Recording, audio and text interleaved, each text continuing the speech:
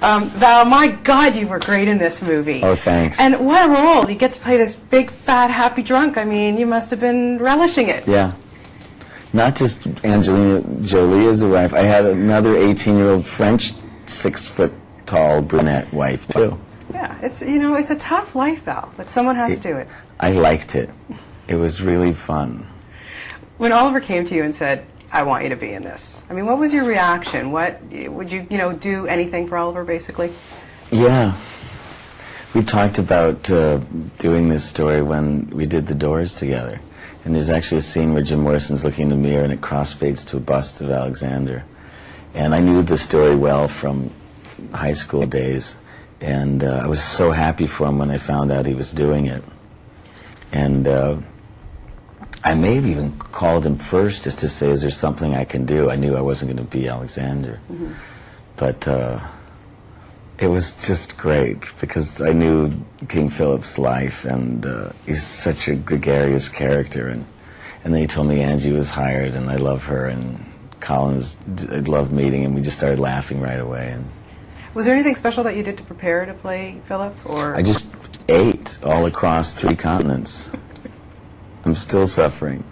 I wish somebody would pay me to do that. No, it hurts. It's no fun. I played several drunk, so I didn't need to research alcoholism. Yeah.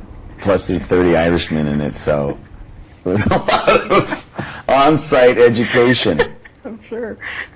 God, you're funny. It was the best group of people. Yeah.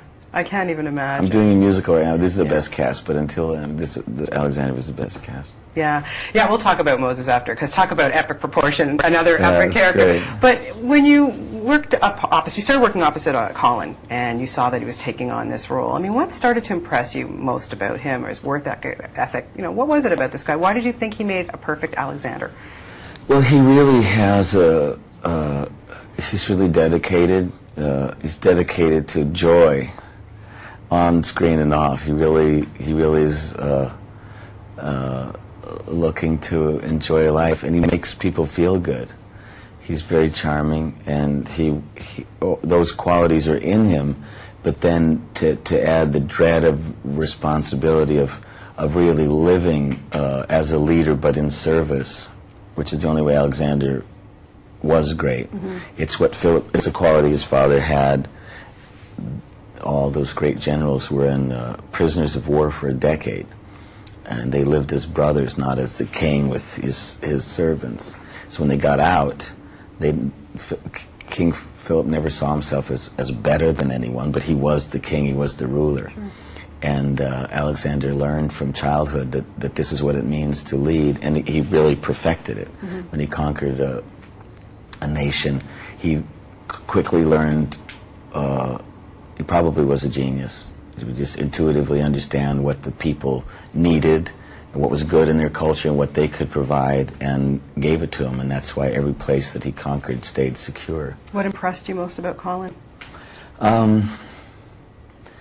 It just is it's a tough physical job, acting. And then this one was an extraordinary one. I had a similar experience on The Doors. Yeah. Which I saw in Colin's spirit, where you're already, before starting filming, at a level of fatigue that would normally be when you wrap a movie, because there's just so many responsibilities. And in The Doors, I sang the songs, and it's just hard to do. Jim only had to sing the songs once or jump off the stage, but I had to do it 15 times. And Colin, with these big battle sequences and every injury, just like the characters, they carry their wounds into battle the next day. Mm-hmm. And they're riding bareback at 40 miles an hour and with spears and swords and crazy helmets. And elephants, the elephant scene. Yeah, the story has... what I love most about thinking about the film in the completed form is that you can't compare it to anything. Yeah. But when you do, it's up there with great films like Lawrence of Arabia and the biggest, best, most innovative epics that have been made. This is one of them. Nobody knows Oliver Stone better than you on this cast anyways, that's for sure. And I was wondering, I mean, you've known him for so many years, you've worked with him. How had he changed, and why do you strive to work so hard for this man? I think he's now more willing to, he's just learned a lot. He's been very dedicated to know himself, which is maybe the first responsibility of an artist, and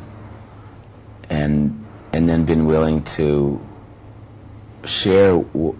I think that great art comes when an artist is willing to share their weaknesses and what he wants to know and understand about his father, or how his father affected him negatively or positively. You can track through all of his films. And why Nixon impressed me so much as a film is that by the time he told his story, he had a completely different point of view about this man that really disturbed him when he was young. I'm sure he hated him, you know, and now at this time in his life, he wants to, I think, cultivate what he knows might not be a fashionable truth, but I'm really speaking simply about spirituality, that he's trusts what that means more. And the story, so his stories are more sensitive, he's more confident, and like you see, there's a greater stillness in this than any other film, even though it's such a huge size. And I think he was very innovative with camera work and editing when he was younger, but it's just a very mature and confident man that made the story. It's incredible to try and imagine responsibilities of just taking care of 500 people and to be responsible to a story that's so complex and make it entertaining. A lot of big stories have gotten made that don't end up being entertaining. That's for sure. That's for sure. Yeah, I want to talk a little bit about your career. My God, you've got what, 300 movies coming out in the next year or so? I mean, you just don't stop. You are a busy dude. Well, I did for several years. I did smaller movies because I'm on the film commission in New Mexico, and it's a very poor state, one of the poorest. And we brought in over $200 million to the state, so I'm very proud of that. And a couple films I did just because I was able to do them in New Mexico. And one I did a bit part just to say hi to Tommy Lee Jones, but mainly to stare at Cate Blanchett, who's ridiculously talented. She'd pick up a shovel and go, wow, I've never seen a shovel that was so interestingly picked up. And working with Robert Downey Jr., I'm looking forward to that. Yes, I had so much fun. I've been looking to do a comedy for a long time and no one would let me. But Joel Silver did, and it's a great screenplay. The guy wrote the first couple of Lethal Weapons, and Robert's really brilliant. Now you're playing Moses on stage right now, which must be a thrill for you. In a musical, not just parting the Red Seas, but singing all the way through it. Amazing. What is that like to be back on the stage for you? It's been a long time. It's really satisfying to be in a community and tell a story in it every day and have the benefit of being able to fix something that didn't work so well the day before. We have a new director now, so really everything is fresh. And it's a huge theater. It's twice the size of every Broadway house, at 3,500 seats. Would you consider touring it? I have, yeah.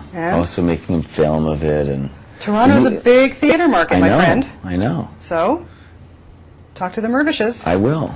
Totally bring it. I would love to see that. They did a French production of it in Montreal, but it was French.